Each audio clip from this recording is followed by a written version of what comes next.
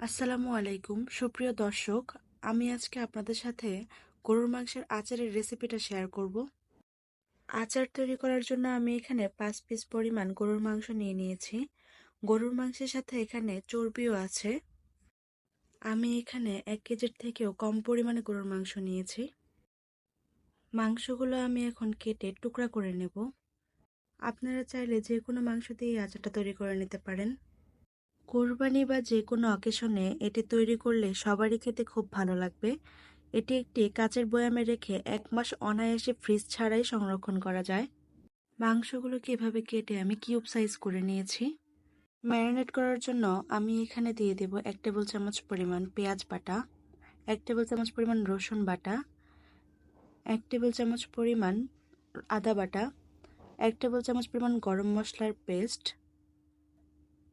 1/2 table চামচ পরিমাণ জিরা বাটা, মরিচের গুঁড়া দিয়ে দিব 1 টেবিল চামচ পরিমাণ, হলুদের গুঁড়া দিয়ে দিব 1/2 টেবিল চামচ, সামান্য জয়ফলের গুঁড়া দিয়ে দিব, লবণ দিয়ে দিচ্ছি স্বাদ মতো।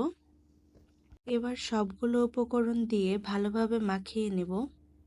এটাকে এমনভাবে মাখিয়ে নিব যেন মাংসের প্রতিটা গায়ের সাথে মশলাগুলো লেগে যায়।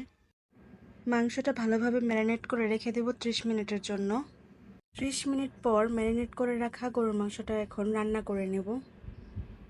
মাংসটাকে রান্না করার জন্য একটি প্যানে প্রথমে তেল নিয়ে নিচ্ছে 1 কাপ পরিমাণ। তেলটা গরম হয়ে আসলে ম্যারিনেট করে রাখা মাংসটা দিয়ে দিব। এখন মাংসটাকে ভাজতে থাকবো 3 থেকে 4 মিনিটের মতো। এ পর্যায়ে চুলার আঁচ থাকবে মিডিয়াম লোতে। এখানে কোনো পানি ইউজ করব না, তেলের মাঝেই মাংসটাকে ভাজা ভাজা করতে থাকবো। মাংসটা যখন হালকা ব্রাউন কালার হয়ে আসবে তখন আমি ঢাকা দিয়ে দেব 10 মিনিটের জন্য। গরুর মাংসের আচার এইভাবে রান্না করলে গন্ধে চারদিকে মোহরিত হয়ে যায়। গরুর মাংসের আচার একটি জনপ্রিয় ও মজাদার আইটেম, যা অনেকদিন পর্যন্ত সংরক্ষণ করা যায়। আপনারা আমার ফুল রেসিপিটি বাসায় একবার হলেও ট্রাই করে দেখবেন। ফিরে এলাম 10 মিনিট পর। ঢাকনাটা খুলে দেব। দেখুন মাংসের তেলটা একদম উপরে চলে এসেছে। এ পর্যায়ে হালকা নাড়াচাড়া করে আবারও ঢেকে দেব 10 মিনিটের জন্য। 10 মিনিট পর মাংসটা যখন ভাজা ভাজা হয়ে আসবে তখন নামিয়ে নেব চুলা থেকে। আমি ফোড়নটা রেডি করে নিব। এর জন্য প্যানে সরিষার তেল নিয়ে নিব 1 কাপ পরিমাণ। ভালোভাবে গরম করে নিব যতক্ষণ না কাঁচা গন্ধ চলে যায়। তেলটা গরম হয়ে আসলে এর মাঝে 5 ফোড়ন, জিরা, 2টা শুকনা মরিচ কেটে দিয়ে দিব। ফোড়নটাকে হালকা নাড়াচাড়া করে এর মাঝে গোটা রসুন দিয়ে দিব 3 থেকে 4টা। কিউব করে রাখা পেঁয়াজের কলি দিয়ে দিব 3 থেকে 4টা। তারপর আবার নাড়াচাড়া করে নেব 2 থেকে 3 মিনিটের জন্য। পেঁয়াজ রসুন হালকা ভাজা ভাজা হয়ে গেলে রান্না করে রাখা মাংসটা দিয়ে দিব।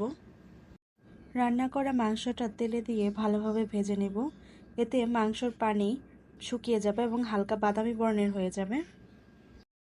ভাজতে ভাজতে মাংসটা যখন এমন বাদামি বর্ণের হয়ে যাবে তখন নামিয়ে নেব। চুলা বন্ধ করে নামিয়ে নিচ্ছি। ঠান্ডা হলে কাচের বয়ামে ভরে ফ্রিজ বা ঠান্ডা স্থানে রেখে দেব। ভালোভাবে তেল মাখা হলে এবং নামানোর আগে অল্প একটু ভিনেগার দিলে 2 থেকে 3 সপ্তাহ পর্যন্ত ভালো থাকবে।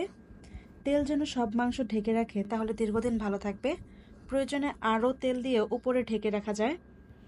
গরম ভাত দিয়ে এই মাংসের আচারটা খেতে খুবই অসাধারণ লাগে। ভিডিও ভালো লাগলে অবশ্যই একটি লাইক দেবেন, কমেন্ট করুন আর গোট্টু স্পন চ্যানেলটি অবশ্যই সাবস্ক্রাইব করতে ভুলবেন না। ধন্যবাদ। দেখুন আচারের মাংস কিন্তু একদম সফট হয়ে গেছে আর খেতেও খুব অসাধারণ লাগছে। দেখা হচ্ছে পরের ভিডিওতে।